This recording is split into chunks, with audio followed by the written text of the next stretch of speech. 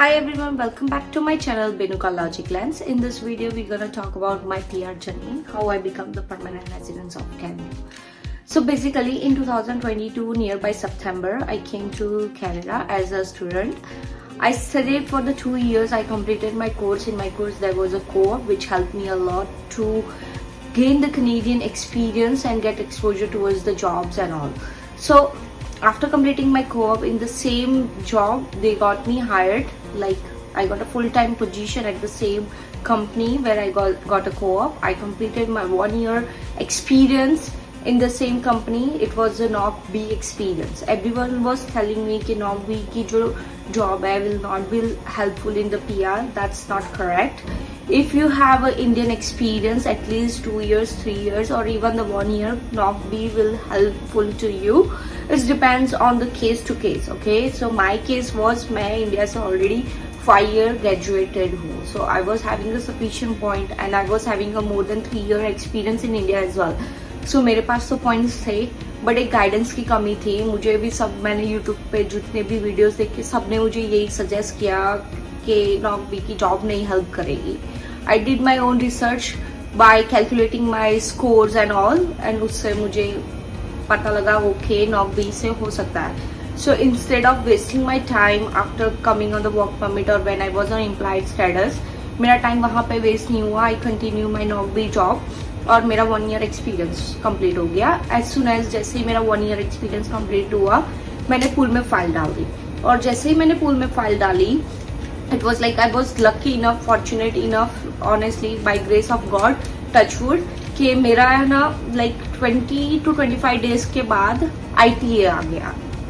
ITA आ गया, invitation to apply, और उस टाइम स्कोर आया था 517 और मेरा जो स्कोर था 519 था. सो ये फिर मैंने चलो अप्लाई कर दिया है ना, ITA का रिस्पॉन्ड किया और सारे डॉक्यूमेंट सबमिट किया and all those things.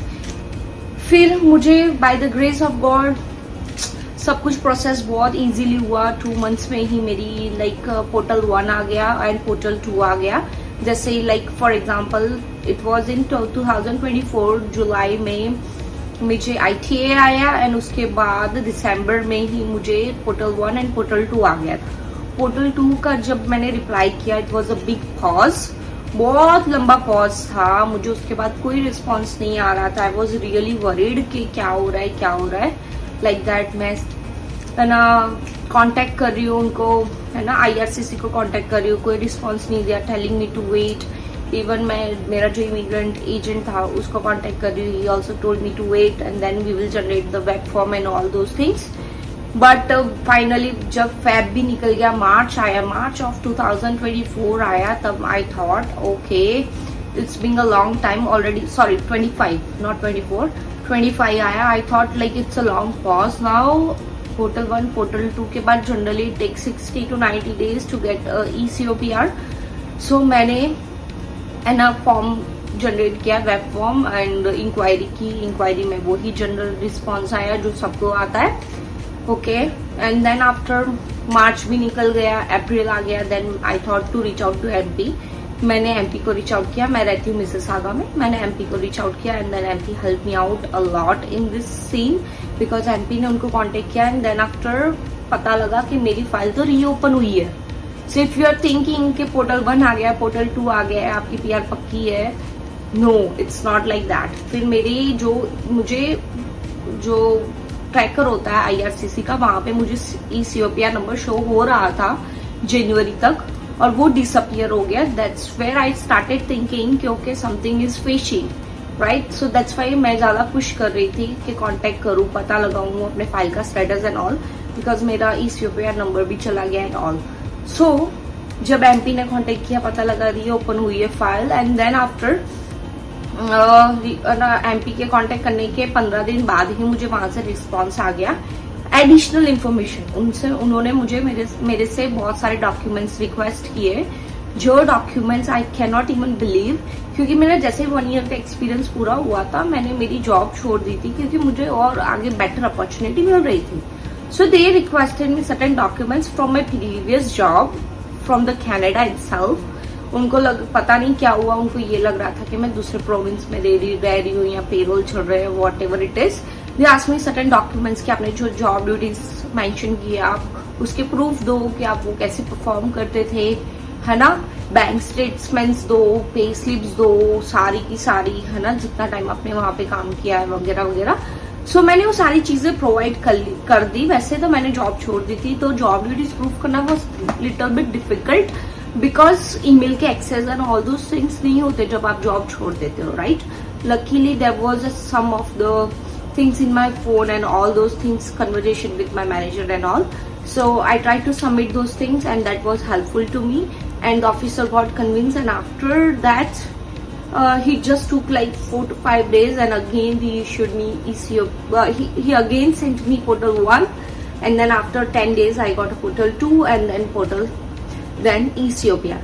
So finally I got my PR after 1 year. जो भी कहते हैं ना कि एक्सप्रेस एंट्री की प्रोसेस 4 to 5 months है, for some cases it's 4 to 5 months, but for me it took 1 year.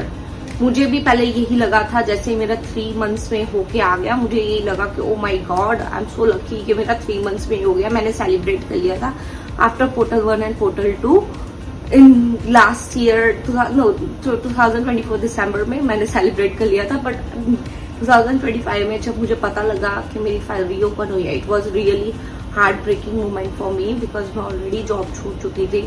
वो चीजें प्रूव करना एंड ऑल करना इजी नहीं होता, उसके लिए आपको बहुत ही स्ट्रॉन्ग फाइल बना के सबमिट करनी होती है जब आपकी फाइल रीओपन होती है।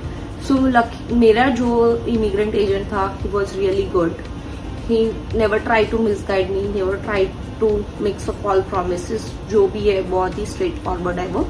और it's like it's not always the immigrant agent, it's you as well. Immigrant agent का काम होता है आपने जो चीजें दी है उसको सही से प्रेजेंट करना, राइट।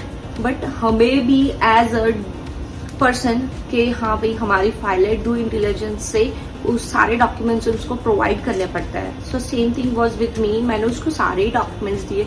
मेरे पास कुछ कंपनी की इवेंट्स की फोटोज भी थी, ऑल दोज थिंग्स जो प्रूफ कर सके कि भाई मैंने एक्चुअली वहां पे काम किया है एंड ऑल। सो जेन्युइन काम पे भी क्वेश्चनिंग होती है, मेरा वो जेन्युइन काम था तो भी क्वेश्चनिंग हुई। सो बी मेक श्योर कि when you are submitting your files and all those things, at least you have something in the backup which can show okay. You never know officer के mind में क्या चल रहा है क्या नहीं चल रहा, but if there is nothing false in your file, you don't need to worry. Go ahead and submit all those things, you will get a positive response if you are genuine.